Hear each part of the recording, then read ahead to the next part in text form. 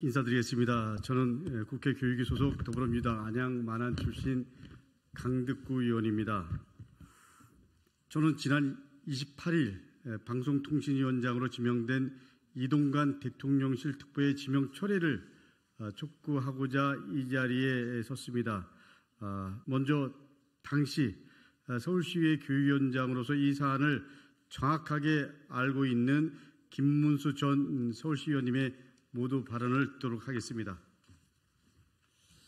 예, 안녕하십니까. 저는 김문수 전 서울시의회 교육위원장입니다. 공직자가 되어서는 절대 안 될 이동관 방통위원장 임명을 반대합니다.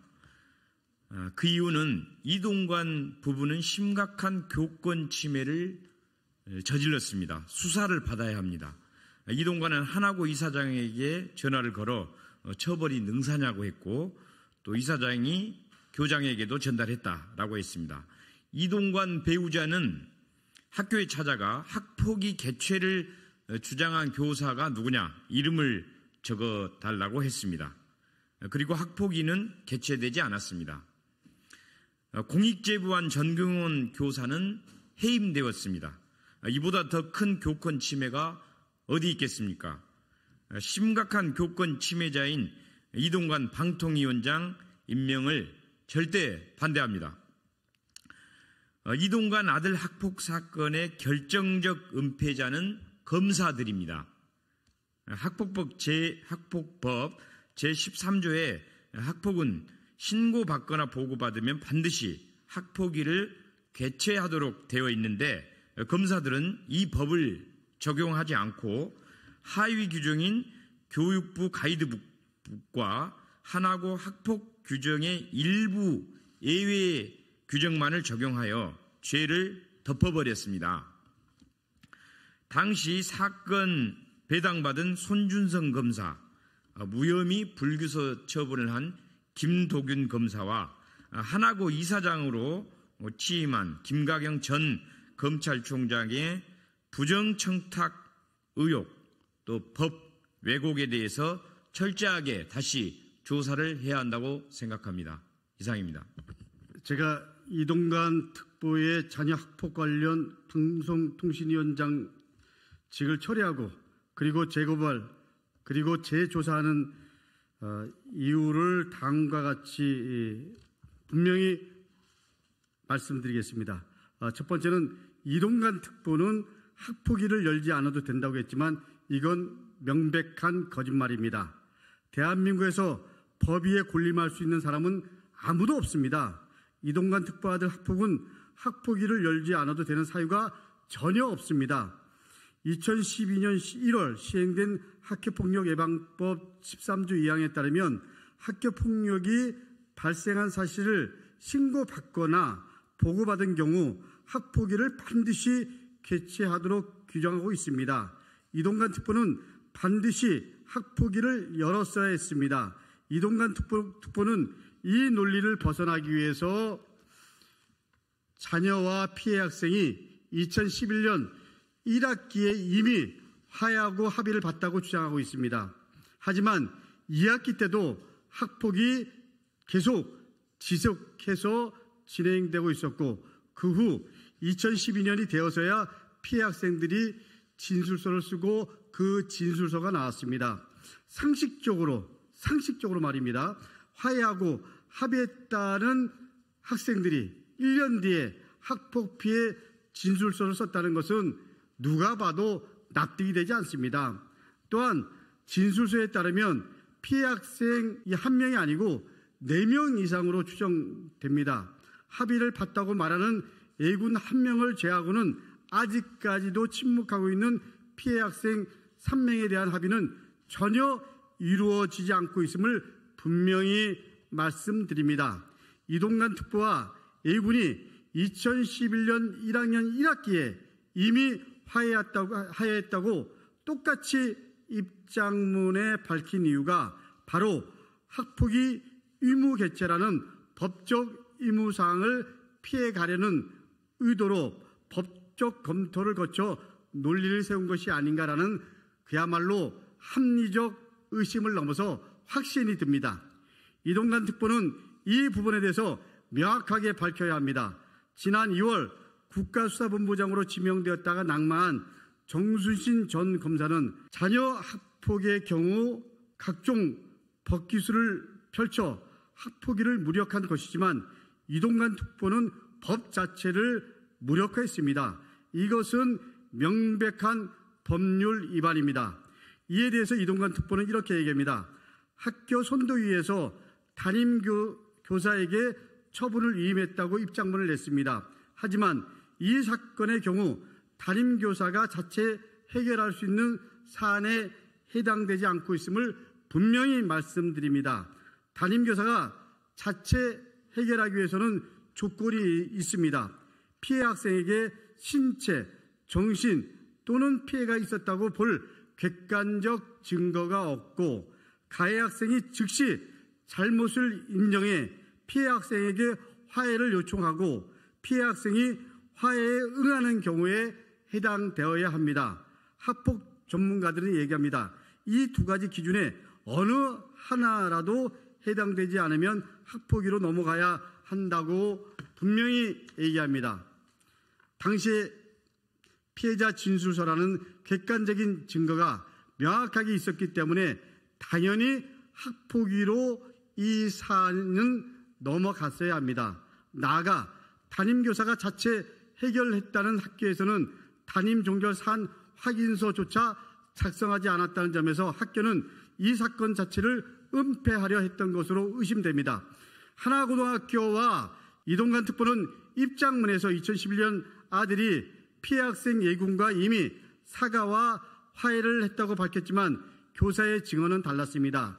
예군을 포함한 피해 학생들은 1년 뒤인 2012년 교사를 찾아가 진술서를 제출한 것으로 알려졌습니다. 이 모든 것이 가능했던 이유는 무엇일까요? 당시 MB정부 실세 중에 실세로 알려진 이동관 특보의 막강한 권력이 있었기 때문에 가능했다고 생각합니다. 이동관 특보는 당시 하나고등학교 이사장이었던 김승유 이사장과 통화했다는 것은 이미 누구나 다 알고 본인도 인정했습니다. 이동관 특보의 부인은 조금 전에 우리 김문수 전 서울시의원께서 얘기했듯이 학교를 찾아가 학폭위에 해부하라고 교무회의 시간에 말했던 교사의 명단을 적어내라고 그야말로 갑질 중에 갑질을 했던 학부모입니다. 또한 이동관 특보는 아들의 전학을 늦춰달라는 요청까지 했던 것으로 이미 다 알려진 사실입니다. 자녀의 학교 폭력에 대해 부모로서 반성하기는커녕 권력을 이용해 피해 학생들에게 2차 가해를 가하는 뻔뻔한 모습입니다. 이처럼 이동관 특보와 부인은 자녀의 학폭을 어떻게든 은폐시키기 위해 수단과 방법을 가리지 않고 이를 해결한 그야말로 악성 민원의 전형적인 학부모의 모습이었습니다. 둘째, 당시 서울시 교육청에 제출한 고발장과 검찰청 무혐의 불기소 처분서 간의 사실관계가 전혀 맞지 않습니다. 서울시 교육청이 검찰에 낸 고발장을 살펴보면 서울시 교육청은 이렇게 얘기합니다. 하나고 교감이 가해 학생이 고위층 자녀라는 것을 알고 학폭위 위원장이라는 자신의 지위를 이용해 이를 심의하지 않음으로써 학폭위 업무 수행 활동을 불가능하게 했다라고 분명히 적시되어 있습니다. 하지만 놀랍게도 검찰이 무혐의 처분을 내린 결정서를 보면 검찰은 하나고가 학교폭력 사안 신고를 받고도 학폭위를 개최하지 않았다는 사실은 인정하면서도 이것이 법적으로 문제가 되지 않는다고 적시하고 있습니다. 참으로 이해가 힘든 처분입니다. 검찰은 증거 불충분을 사유로 이를 무혐의 처리했지만 오히려 증거는 확실했습니다. 셋째, 시점의 문제입니다. 2011년부터 지속적으로 벌어진 학교폭력이 2012년 4월이 되어서야 학교폭력 사안임이 학교에서 인지되었습니다. 이 사건은 그 후에도 수면 아래 묻혀 있다가 2015년 서울시 교육청이 특별감사를 벌이게 되면서 드러났습니다.